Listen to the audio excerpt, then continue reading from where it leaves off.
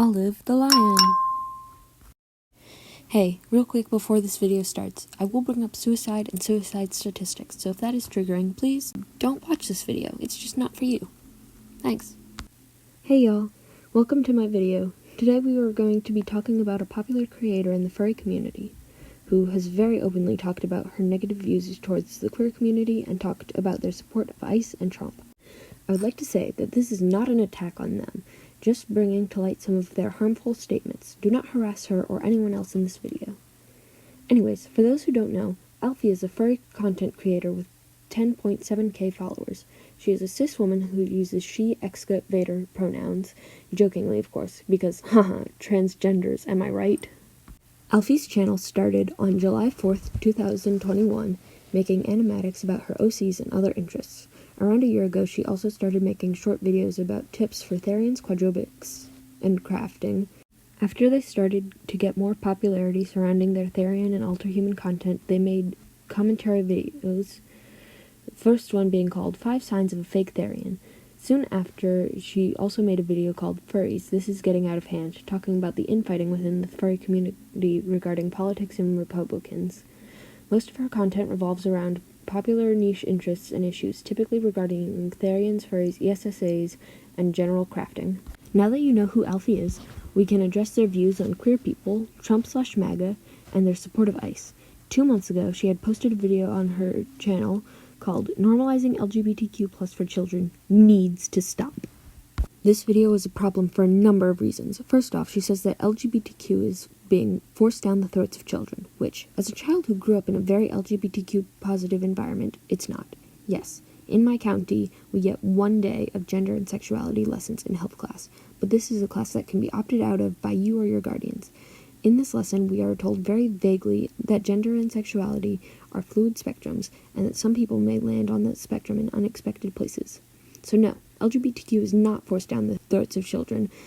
They know that queer people exist and are given a safe place to question themselves. Alphy also commonly refers to trans issues and trans people as transgenderism, which I don't think I even need to explain why that is problematic in and of itself.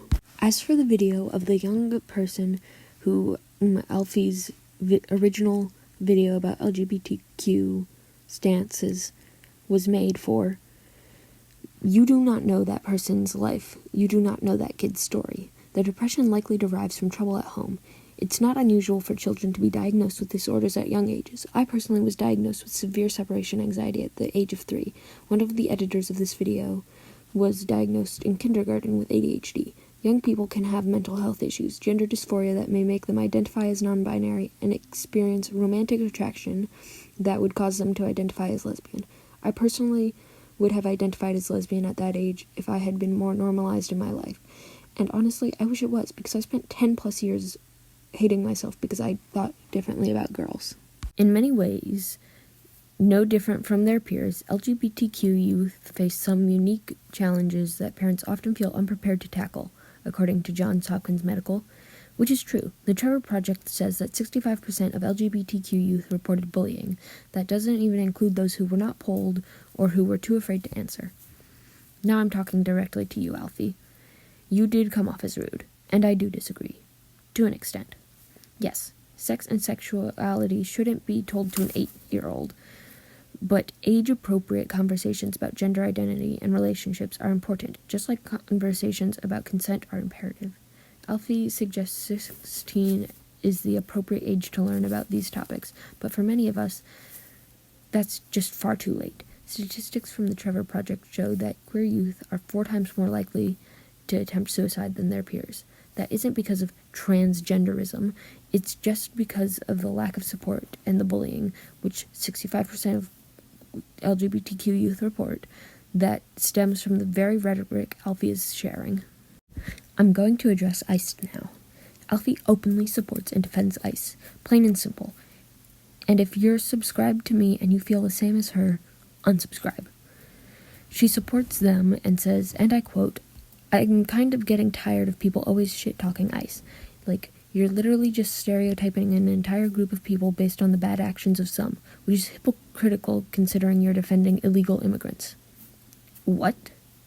Are you not doing the same? stating that immigrants are dangerous, stereotyping them when statistics say that immigrants are 60% less likely to be incarcerated according to the Library of Congress. You're conflating legality with morality. And most illegal immigrants are parents looking for better lives for their children. They come here because they have no other options. Immigrating to America is hard.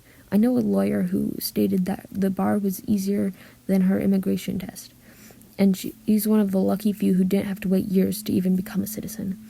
And MAGA is on the edge of a cult.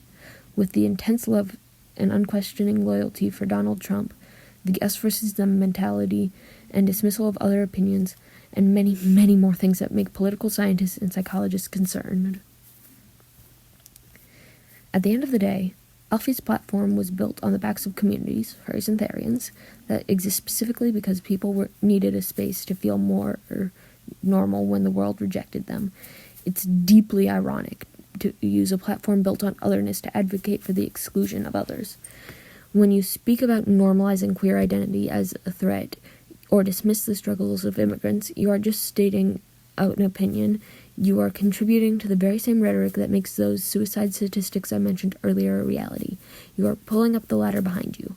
To my viewers, if you find yourself in a space where you feel judged for who you are, or where your existence is debated as a political issue, remember, you don't owe those creators your time or your views. There are corners of the community that will actually have your back. And to Alphy, I know you have not changed your opinions. That is not my goal. But I just beg you, research what you're saying before saying it. You bring up a lot of unverified information. I hope this video served as a reminder to look a little closer at the people we choose to follow. Thanks for watching, stay safe, and I'll see you in the next one.